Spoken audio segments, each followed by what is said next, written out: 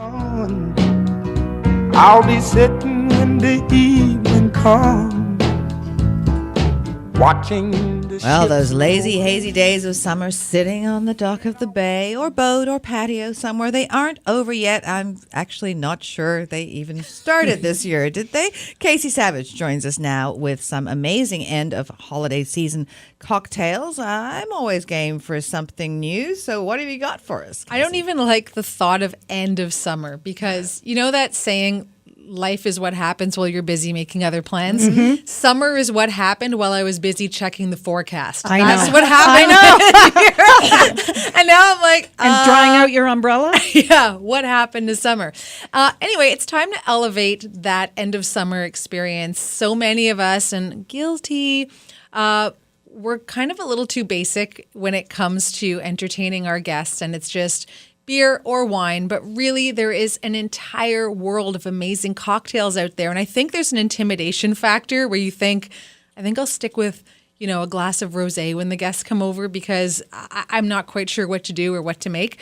So I'm going to recommend that you add 4 amazing heritage legacy liqueurs, fine spirits to your bar cart. And if you don't have a bar cart, throw it on your countertop and call it a bar cart. And try some new cocktails for the end of summer because so often we save those for a great dining out experience or a trip to the Caribbean. And then you think, oh, I wish I could take that taste home. Well, I'm looking at what you have. What am I buying? I know, we've got a DD in studio, designated drinker as well. So, and that's not me. Okay, so here we have Appleton Estates rum. Now, this is a rum that has been in existence for 265 years. So just the thought of that alone, you know that this is a recipe that is just so incredible. In fact, the first woman to hold the distinction of master blender for this rum, her name's Joyce Spence. So it's often a male-dominated industry, so great to hear that there's a woman who is behind this as well. And this is a really small geographic area that this comes from in Jamaica, which is the Nassau Valley. So Appleton Estate rum, add that to your bar cart, and then we'll talk about some recipes in just a sec. Secondly, Aperol. Now, as soon as I brought this out, some of you went, ooh. Well, I said Aperol Spritz is what I said, but I didn't realize it was a legacy cocktail because I thought this was something new and trendy. Well, that's the thing. This has actually been around since 1919, and it's been a favorite amongst Italians basically since 1919. So we always talk about how North Americans are a little slow on the draw to pick up on what's great in terms globally and Europe. So maybe we're a little slow to come around to the Aperol Spritz. And the reason that's so popular is because of the 3-2-1 recipe, right? Where it's 3 parts Prosecco,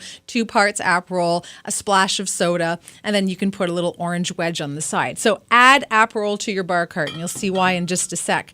Speaking of legacy, Grand Marnier. Have you ladies ever sipped on some Grand Marnier? Absolutely. Who hasn't?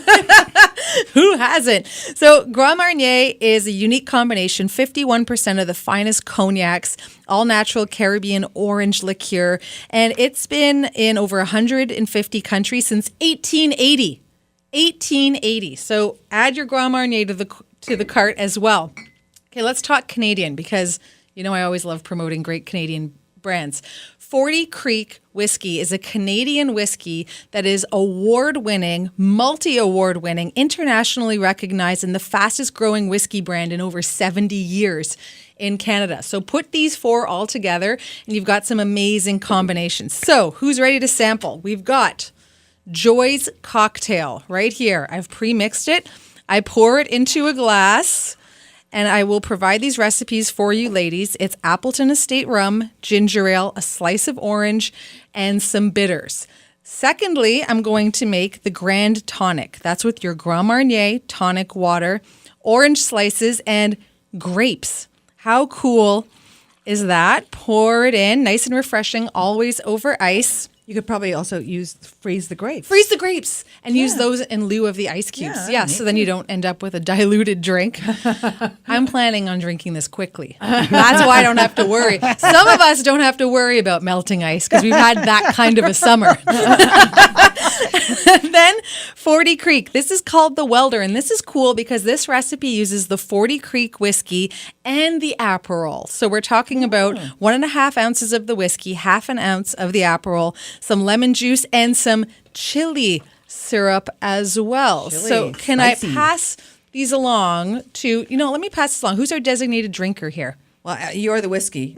Angela is the whiskey. Okay, so one for try that Angela. with the whiskey, and it's got a little bit of the Aperol in Christine? there. Let's give Christine the Grand Marnier with the grapes. Okay. And I will take a sip of Joy's cocktail. That's the rum, the ginger ale, the slice of the orange, and the bitters as well. Okay, and has everybody noticed how good I am for sticking to my diet? Has anyone noticed how sophisticated I look now as compared to when I entered with the water bottle? Yeah, well, I know I'm. Don't you feel what's this drink? Oh, the Welder. Oh, the Grand Tonic. Oh, Yeah, you haven't exactly. had that? Oh, really? Joy's cocktail. Where have you been? You're drinking a beer. Wow. Doesn't it just totally take It's your excellent. summer? It's absolutely excellent. It's so great. All right, we're going to leave you now while the ladies drink. This is What She Said. Kasie's cocktail recipes will be up at What She Said Talk.